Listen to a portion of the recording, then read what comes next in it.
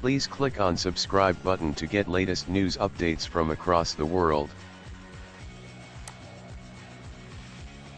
Congress, pointing fingers, fails to resolve shutdown stalemate as clock ticks on. The first day of a government shutdown ended no closer to an agreement than when it began, resulting in a standoff with no clear solution in sight. The two leaders, Republican Mitch McConnell and Democrat Chuck Schumer, have not spoken at all on Saturday, according to a spokesman for Schumer, indicating how dug in each side is. As the stalemate persisted, groups of senators met on their own initiative to search for a solution. Sen.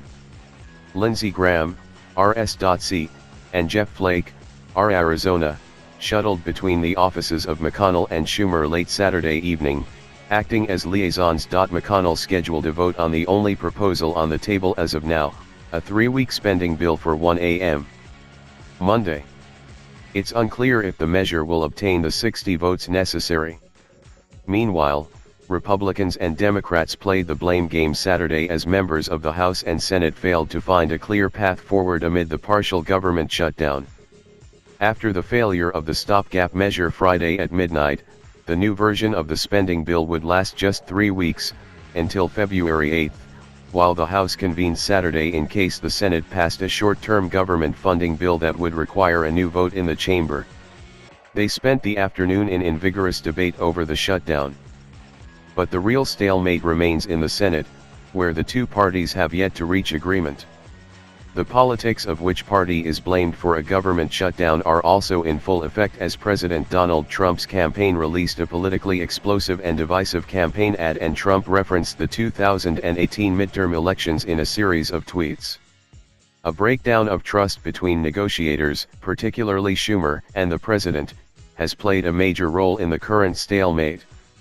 Negotiating with President Trump is like negotiating with Jell-O, Schumer said after negotiations broke down on Friday after a meeting with Trump. The senator said that he offered Trump his border wall as a concession to seek movement on Dreamers who were brought to the U.S. illegally as children, but later in the day on Friday Trump backed off the discussions.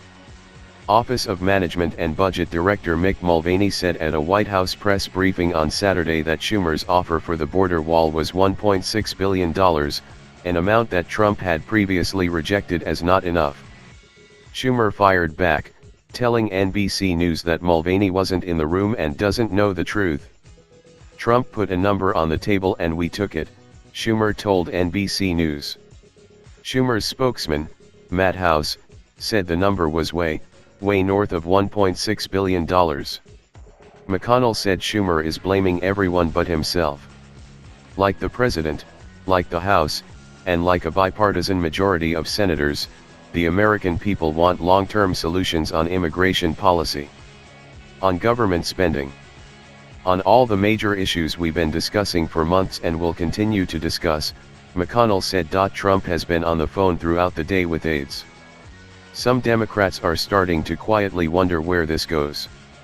I'm concerned that we don't have an exit strategy, one Democratic aide for a liberal senator told NBC News.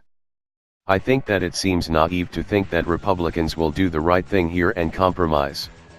This is a question of who's going to flinch first, the aide said. Meanwhile, as leadership can't come to an agreement, a bipartisan group of lawmakers led by Sen. Susan Collins, R. Maine, organized a meeting Saturday afternoon to discuss a solution.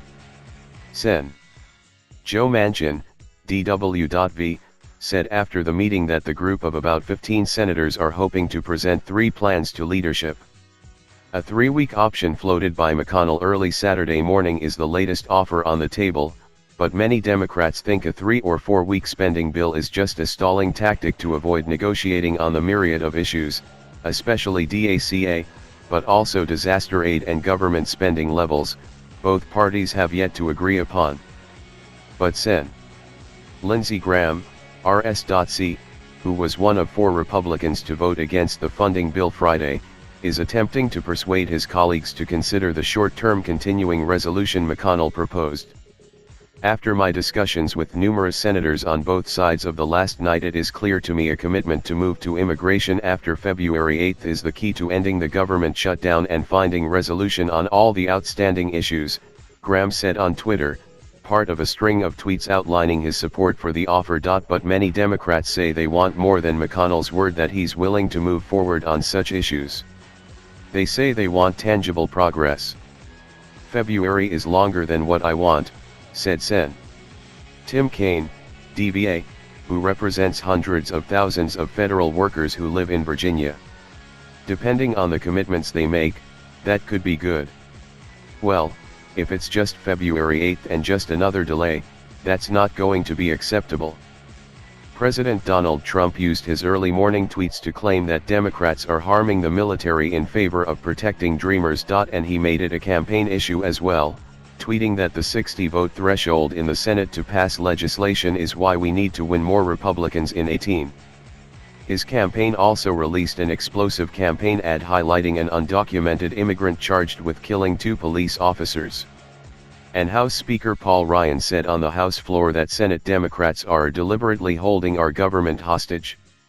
They oppose a bill they don't even oppose, Ryan said. Democratic Sen. Tammy Duckworth, who is an Iraq War veteran, on Saturday slammed the president's tweet that accused Democrats of holding the military hostage.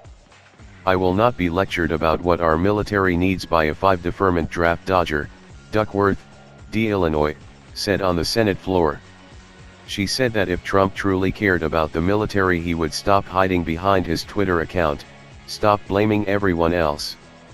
And he can tell his party, a party that controls the House, the White House, and the Senate, to do their job.